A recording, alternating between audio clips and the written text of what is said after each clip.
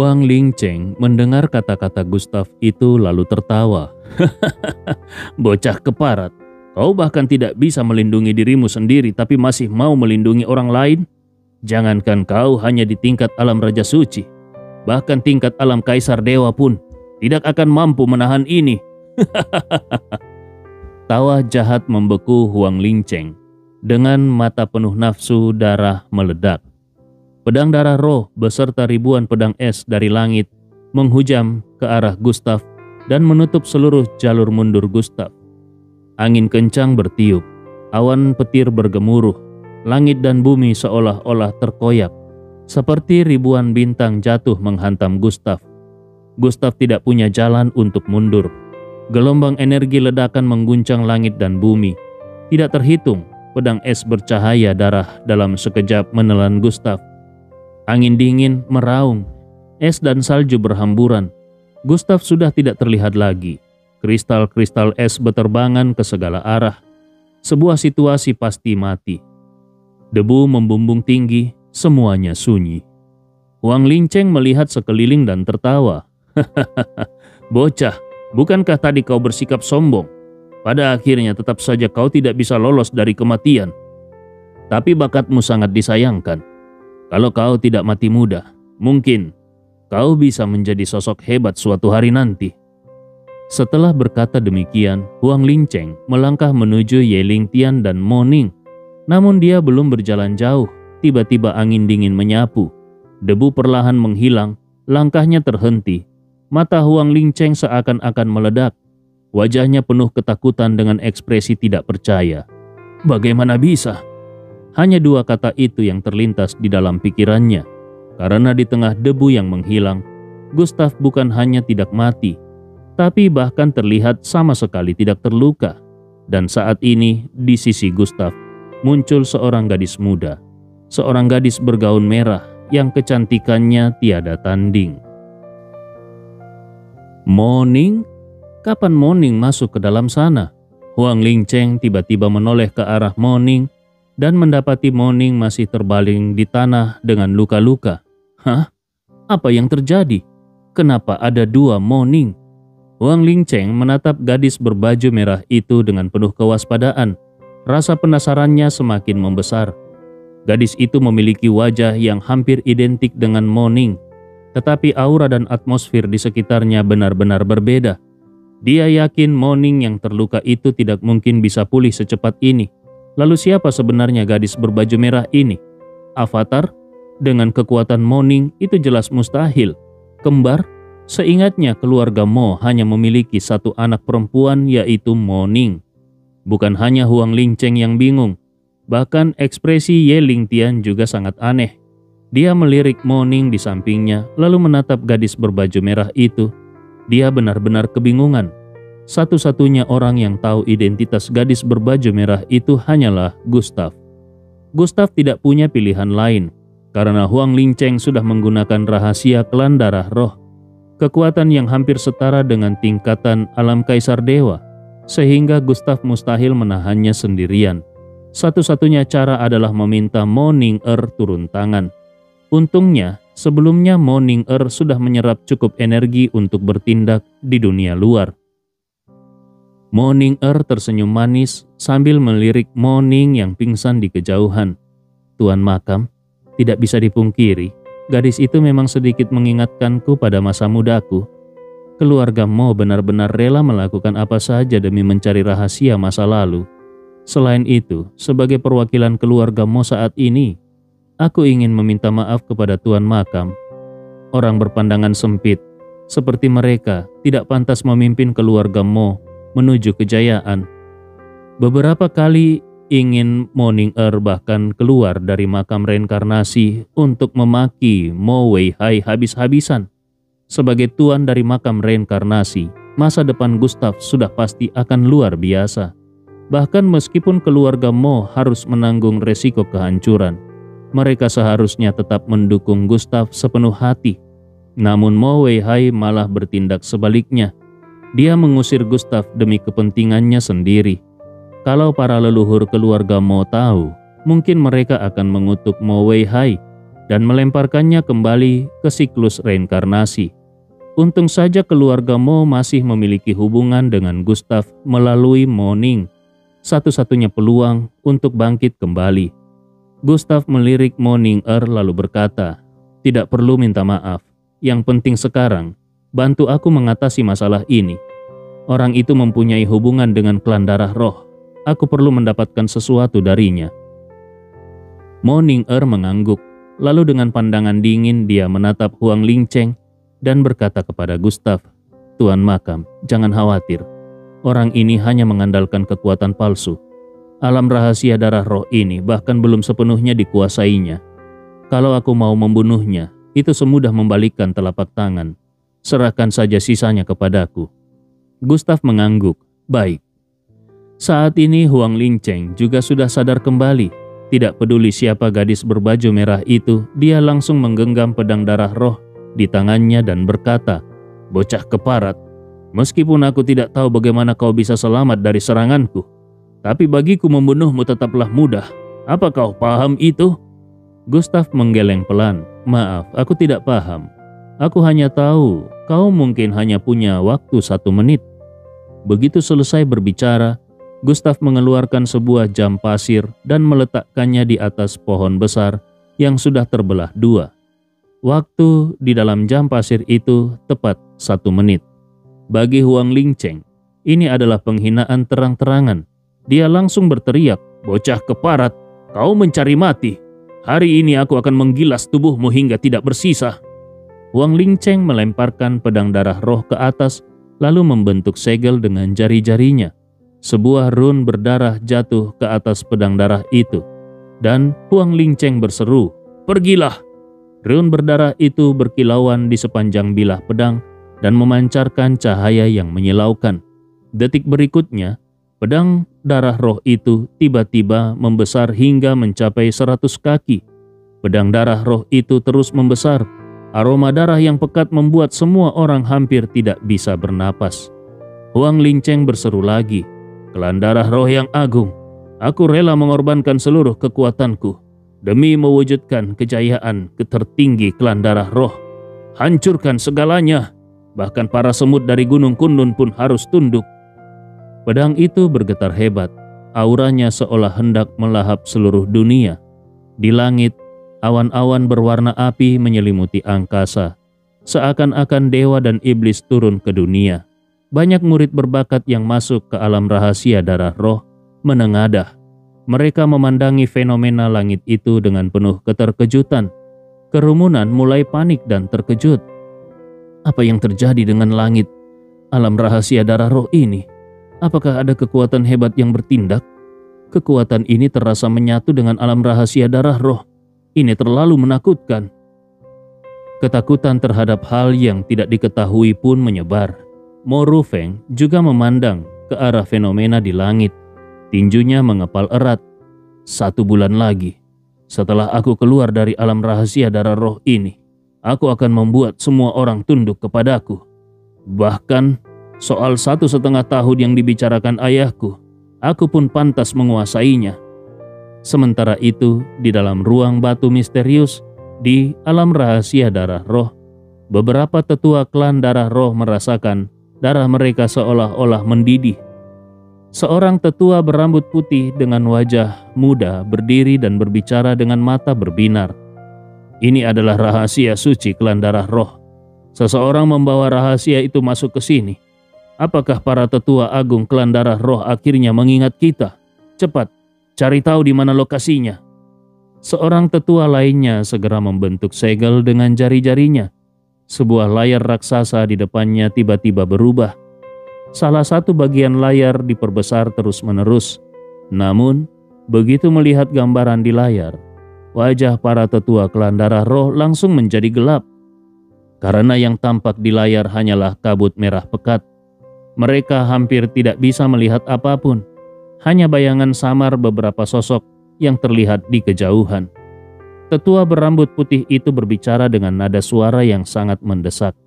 "Sepertinya orang yang berkaitan dengan klan darah roh sudah bertemu dengan pemuda Gunung Kunlun yang kekuatannya diselimuti kabut. Aku merasakan sesuatu yang tidak beres. Kita harus segera ke sana. Kalau tidak, akibatnya akan sangat fatal. Cepat!" Pemuda yang muncul dari kabut merah itu seolah-olah secara perlahan sedang menelan seluruh rencana mereka. Bagaimanapun juga, dia tidak boleh dibiarkan hidup. Begitu perintah diucapkan, beberapa bayangan langsung menerobos keluar dari ruang batu. Jelas mereka akan menggunakan segala cara untuk menemukan Gustav. Saat itu juga, serangan pamungkas Huang Lingcheng meledak dengan dahsyat. Bayangan pedang raksasa itu jatuh dari langit seperti meteor raksasa menghantam bumi. Awan di langit pun terkoyak. Di tanah, sebuah jurang yang dalam tercipta, seolah-olah langit dan bumi terbelah.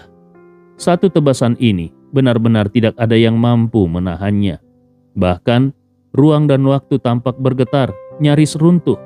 Cahaya merah terus meledak, dan cahaya pedang yang mengamuk, bagaikan puluhan ribu binatang buas, melahap ke arah Gustav.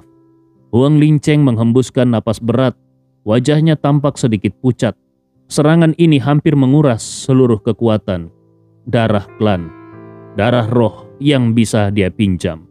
Dia tidak percaya Gustav masih bisa bertahan. Tiba-tiba Huang Lingcheng memuntahkan darah segar. Ternyata penggunaan teknik ini menyebabkan kerusakan besar pada tubuhnya. Darah di dalam tubuhnya terus bergejolak, dan suara retakan terdengar dari seluruh tubuhnya. Kalau bukan karena tekadnya yang kuat, dia pasti sudah mati. Dia menatap Gustav dengan mata penuh darah, lalu menyeringai. "Kali ini, kita lihat bagaimana kau bisa bertahan." Bayangan pedang raksasa itu meluncur turun dari langit. Serangan ini sudah menyerap seluruh kekuatan alam rahasia darah roh. Kekuatannya benar-benar mengerikan. Namun tepat saat pedang itu hampir menyentuh Gustav, Mo Ning-er melangkah maju dan berdiri di hadapan Gustav. Dia menutup mata. Bibir merahnya melengkung membentuk senyuman tipis dan dia berkata, "Ada orang-orang yang seumur hidupmu, bahkan tidak pantas kau sentuh. Di zaman kuno, karena orang-orang bodoh seperti kalian bersekongkol dengan klan darah roh, para kekuatan besar itu akhirnya terbelenggu. Bahkan aku kehilangan kebebasanku. Hari ini, aku akan membuatmu mengerti apa itu kekuatan sejati." Mo Ning-er mengangkat tangannya. Niat es dingin tidak berujung membungkus seluruh tubuhnya. Tubuhnya bahkan mulai melayang ke udara. Dia melayang tinggi di langit seperti seorang dewi abadi. Mo Ning-er memandang pedang raksasa yang meluncur ke arahnya tanpa sedikit pun rasa takut. Dengan jemari ramping dia meraih udara kosong. Di langit, bulan darah seakan-akan berubah menjadi busur sabit yang membentang. Suara Mo Ning-er yang dingin dan jernih bergema, "Tuan Makam, berikut ini aku akan mengajarkanmu satu jurus ilahi. Sekarang mungkin kau belum bisa memahaminya sepenuhnya, tetapi jurus ini sangat efektif melawan kekuatan klan darah roh. Saksikanlah baik-baik." 1000 jalan menjadi satu pedang. Bulan darah melentur penuh, berubah menjadi cinta abadi dan membunuh demi jiwaku. Hancurkan segalanya. Aura spiritual dari seluruh alam rahasia darah roh terkumpul, lalu dalam sekejap berubah menjadi sebuah panah putih. Begitu panah putih itu melesat, udara seolah-olah terbelah dengan secepat kilat, dan dalam sekejap panah itu bertabrakan dengan bayangan pedang Huang Lingcheng. Dua kekuatan besar saling bertarung, membentuk pemandangan yang sangat gemerlap dan menakjubkan di langit. Saat melihat Mo Ning-er melayang di udara, Huang Lingcheng langsung merasa ada yang tidak beres. Dia pernah bertarung melawan Mo Ning, dan meski Mo Ning berbakat dan kuat, tetap saja Mo Ning tidak mungkin bisa bertarung seenteng ini. Sekarang dia merasa kalau gadis di hadapannya ini bukanlah seorang gadis biasa, melainkan seorang kekuatan kuno dari masa lampau. Dua kekuatan itu saling bertahan. Mo Ning-er mengangkat alis dinginnya lalu mencibir. "Kau masih berusaha bertahan? Ini bukan kekuatan milikmu sendiri. Kalau terus memaksakan diri, kau akan membayar harga yang sangat mahal." Huang Lingcheng baru ingin membalas, tetapi tiba-tiba rasa serangan balik yang sangat kuat menerjangnya. Dia merasakan seluruh tubuhnya seperti ditembus oleh kekuatan tak kasat mata. Pedang darah roh di tangannya juga mulai bergoyang, seolah-olah siap runtuh kapan saja. Dia memuntahkan darah segar dan tubuhnya hampir ambruk. Kondisinya sudah mencapai batas, bahkan bisa dibilang sudah diambang kehancuran. Pedang darah roh itu memang memberinya kekuatan besar. Tetapi itu juga merupakan pedang bermata dua. Bisa memberinya kekuatan, tetapi juga bisa menelan segalanya. Huang Lingcheng melihat betapa santainya Mo Ning-er. Rasa frustrasi hampir membuatnya muntah darah lagi. Dia pun berseru, "Siapa sebenarnya kau? Bagaimana bisa kekuatan sehebat ini seolah hanya dilakukan lawan dengan satu tarikan napas? Orang ini jelas bukan Mo Ning." Mo Ning-er tersenyum samar, lalu melangkah turun dari langit. Dia langsung berdiri di depan Huang Lingcheng dan bertanya, "Kau ingin tahu siapa aku? Melihat kau sudah hampir mati, aku akan memberitahumu. Namaku Mo Ning-er. Mo Ning-er dari zaman kuno." Begitu kalimat itu diucapkan, gelombang energi yang dahsyat meledak. Pedang darah roh akhirnya benar-benar ditembus dan meledak. Setidaknya panah aura Mo Ning-er terus melaju tanpa hambatan. Cahaya keemasan hancur dan pedang panjang bergetar. Akhirnya dengan suara jeritan tragis, semua fenomena di langit pun lenyap. Awan api dan seluruh keanehan di angkasa semuanya sirna. Huang Lingcheng benar-benar dihancurkan habis-habisan oleh Mo Ning-er. Seisi dunia seakan menggema dengan raungan marah Huang Lingcheng yang penuh dengan keputusasaan. "Mana mungkin? Bagaimana mungkin rahasia suci klan darah roh bisa dihancurkan? Siapa kau sebenarnya?" Aura Mo Ning-er meledak dahsyat. Dia melangkah maju sambil berkata, "Aku sudah menjawabmu. Sekarang waktunya kita menyelesaikan beberapa urusan. Pertama, kau sudah berlaku tidak sopan terhadap Tuan Makam. Hukumanmu adalah dipenggal." Kekuatan tak terbatas berubah menjadi sepasang tangan besar dari kekosongan dan langsung mencengkram lengan Huang Lingcheng. Huang Lingcheng seakan merasakan sesuatu. Wajahnya dipenuhi ketakutan. Namun semuanya sudah terlambat baginya untuk mempertimbangkan. Formasi yang dia cetak dengan tangannya hancur berantakan di belakangnya. Satu-satunya lengan yang tersisa di depan matanya sendiri berubah menjadi kabut darah. Mo Ning-er berkata lagi, "Sekarang kita hitung dosa kedua. Kau bersekongkol dengan klan darah roh, hatimu layak dihukum. Justru karena orang-orang seperti kalian, di zaman kuno dulu kami mengalami kekalahan." Mo Ning-er kembali melangkah maju. Kali ini langkah itu membuat Huang Lingcheng memuntahkan darah dalam jumlah besar. Tubuhnya dihantam oleh kekuatan tak kasat mata dan dia terpental jauh.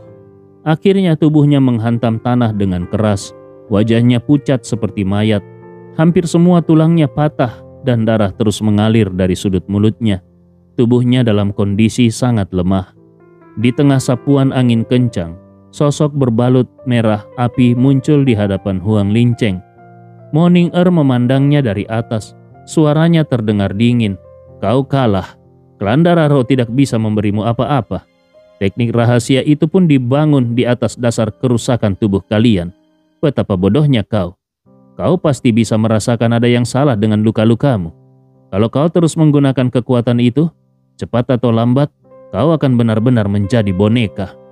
Mendengar kata-kata ini, Huang Lingcheng terpaku. Wajahnya semakin dipenuhi ketakutan dan ekspresinya menjadi mengerikan. Dia berkata, "Tidak mungkin. Para tetua klan darah roh tidak akan memperlakukanku seperti itu. Mereka adalah eksistensi tertinggi. Mereka..."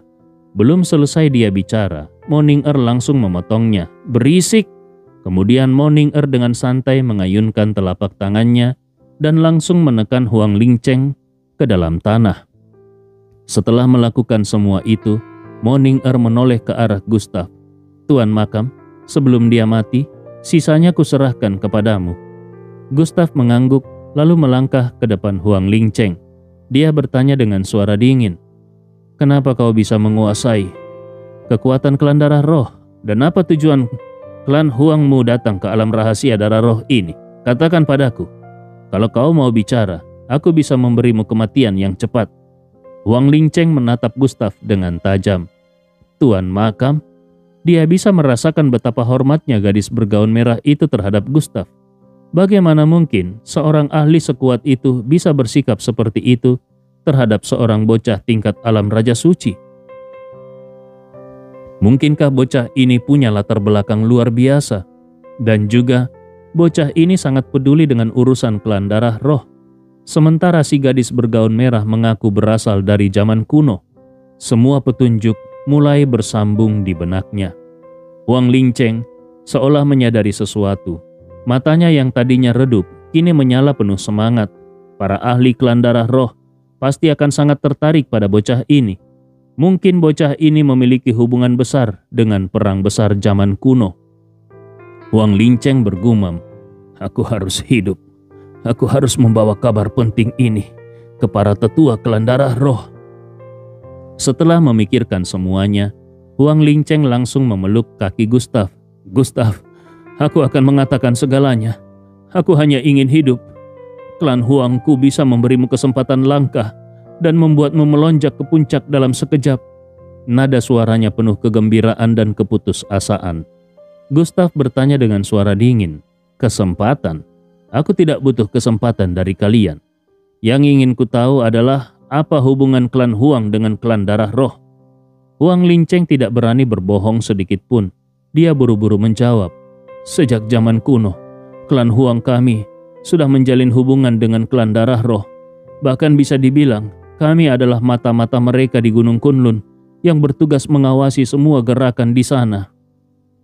Dan bukan hanya klan Huang kami saja. Di Gunung Kunlun masih ada 3 kekuatan lain yang berhubungan dengan klan darah roh." Mendengar ini, mata Gustav sedikit menyipit. 3 kekuatan? Yang mana saja?